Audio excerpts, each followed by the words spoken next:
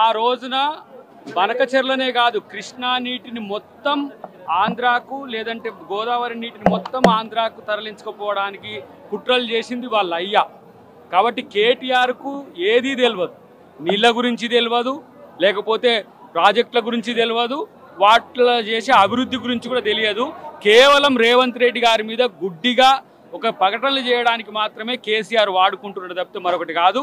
తెలంగాణ హక్కులను, తెలంగాణ వాటాను తెలంగాణకు తెచ్చేందుకు రేవంత్ రెడ్డి గారు, కాంగ్రెస్ పార్టీ సుముఖంగా ఉంది, సిద్ధంగా ఉంది. ఎక్కడ కూడా తగ్గేది లేదు అని చెప్పి అలా పదే పదే రేవంత్ రెడ్డి గారు చెప్తున్నా కూడా ఇలాంటి పిచ్చి కూతలు కూయడం అనేది కేటీఆర్కు ఇవాళ రివాజ్గా మారింది. అది మానుకోమని చెప్పి మేము హెచ్చరిస్తున్నాం. ఇట్లాంటి అబద్ధాల ప్రచారం చేస్తే తెలంగాణ ప్రజలు నిన్ను తన్ని తరుముతారనే విషయాన్ని గుర్తుపెట్టుకుంటే మంచిది. ఇలా పదే పదే అబద్ధాన్ని ప్రచారం చేసే హక్కు ఎవరిచ్చిండ్రు మీకు? ఇలా బనకచెర్ల మీద చర్చ ఉన్నదంటారు, లేకపోతే బనకచెర్ల కోసం ఇది పెట్టిండ్రంటారు. సమగ్రమైన నీటి ప్రణాళికను తయారు చేసేందుకు రెండు రాష్ట్ర ప్రభుత్వాలు కేంద్రంతో కలిసి నిర్ణయాలు తీసుకుంటే ఈ సమావేశంలో ఎలాంటి నిర్ణయాలు జరగలేదని కేటీఆర్ తెలుసుకుంటే మంచిదని చెప్పి మేము హితవు చెప్తున్నాం.